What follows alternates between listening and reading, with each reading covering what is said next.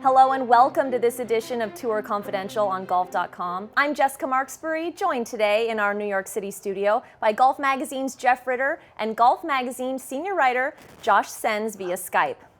Golf fans who were anticipating an exciting Mayweather-Pacquiao fight got a little primer at the WGC Cadillac match play on Friday when Miguel Jimenez and Keegan Bradley nearly came to blows over a discrepancy with a ruling that Keegan had on the final hole of their match. Now, Josh, I know a lot of people kind of thought it was exciting that there was some drama in this tournament, but my question for you, was this a good or bad moment for golf? Oh, I don't think it's a bad moment for golf at all.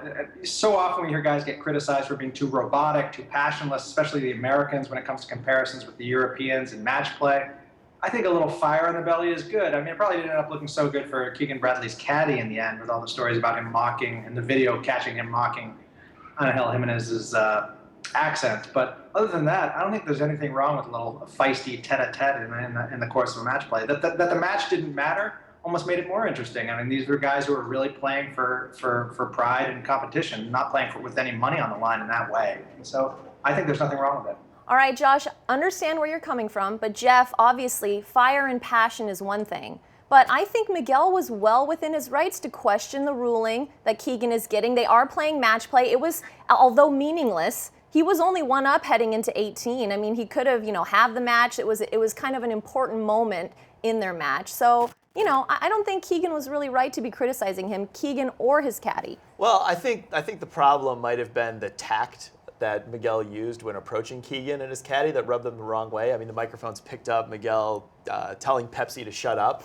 That's not a good look. At the same time, they also escalated it. But I'm with Josh on this, that this was not a bad moment for golf. And really, it wasn't a bad moment for either Miguel or Keegan. In the end, this will wash over, and there was no permanent damage to either of those guys' reputations. It was just a fiery, heated, real moment at a match that, honestly, it really needed something that week. I mean, the weekend was good. We had a good winner with Rory McIlroy in the end, but the match play was really feeling lifeless on Friday afternoon. And this dust-up was, all of a sudden, it was something everybody was talking about. It turned out to be better than Mayweather-Pacquiao because it was unpredictable and spontaneous and interesting. So I think it was a good moment for the match play. It was not a damaging moment for either guy, and it was fun to talk about. Josh, what do you think? The fact that these are two very likable players on tour. Obviously, Miguel he wears the mantle of most interesting man in golf. Keegan, obviously very well liked. Maybe those two factors are kind of softening this situation a little bit.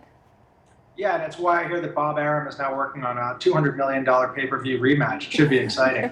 I mean, both these guys have a good reputation in a lot of ways. If you read sort of the comments on Golf.com about the story, you hear a lot of snipey comments criticizing Bradley more than Jimenez. Bradley being perceived in the public's eye to a certain extent as being a thin-skinned newbie who was too quick to respond in a heated way. But I think they're both well liked, and no damage done, as Jeff said.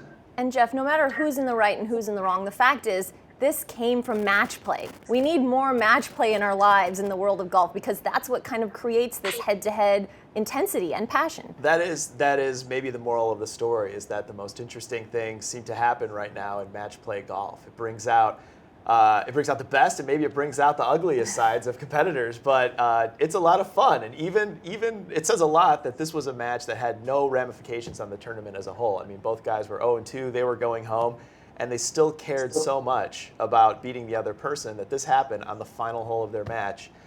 We need more match play. Well, we'll certainly look forward to seeing these two paired together in the future. Josh and Jeff, thank you so much for your time and insight. And thank you all for joining us here on Tour Confidential on Golf.com. We'll see you right back here next week.